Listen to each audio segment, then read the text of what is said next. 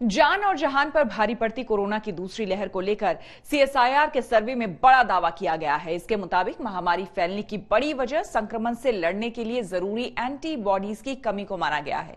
CSIR ने अपनी 20 laboratories की मदद से करीब 10,500 लोगों पर किए गए सर्वे के बाद यह दावा किया है।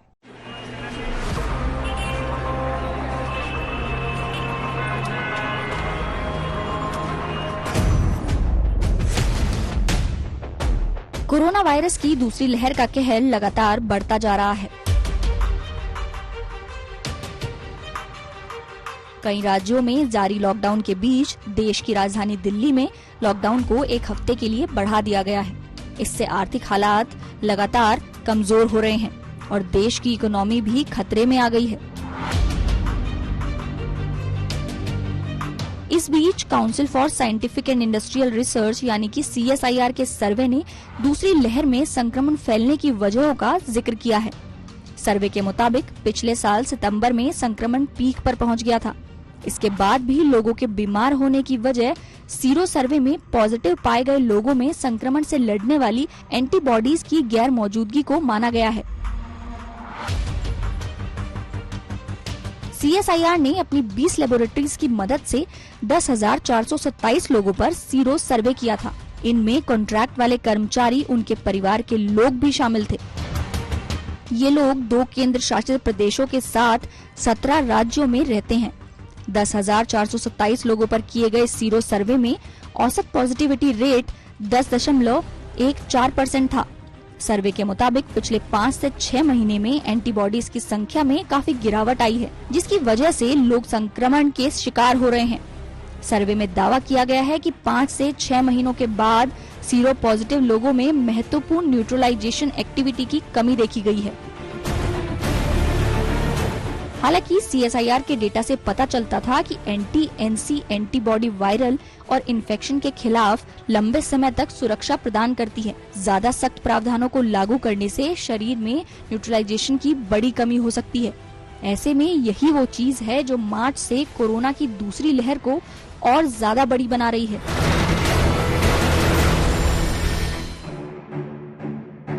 महाराष्ट्र में मार्च के बाद से कोरोना का विस्फोट देखने को मिला है। सर्वे में 24 शहरों के लोग शामिल थे और मार्च से थोड़ा पहले देश भर में कोरोना वायरस के असर से जुड़ी महत्वपूर्ण जानकारी मिली थी, जिससे ये पता लगा था कि सितंबर 2020 तक भारतीयों की एक बड़ी संख्या संक्रमण से उबर चुकी थी और लोगों में इम्यूनिटी विकसित हो चुकी थी। आज तक ब्यूरो। भारत कोरोना की दूसरी लहर की वजह से बेहद गंभीर संकट का सामना कर रहा है। देश में हर मिनट करीब 250 नए कोरोना केस सामने आ रहे हैं। हर मिनट 2 लोगों की मौत भी कोरोना से हो रही है। ऐसे में भारत के साथ फिर से रिश्ते जोड़ने का मौका पड़ोसी देश चीन तलाश रहा है। चीन ने भारत को मदद की पेशकश करते हुए राजनीतिक पक्षपात को भुलाने की सलाह दी है।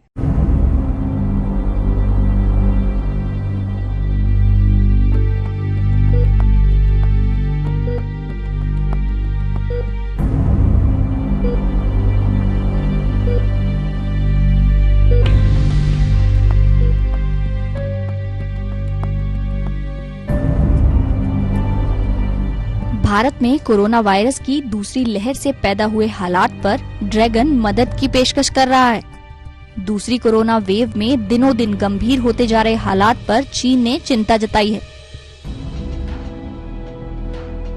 चीन ने चेतावनी दी है कि अगर संकट पर जल्द ही काबू नहीं पाया गया तो भारत की अर्थव्यवस्था 20 साल पीछे चली जाएगी।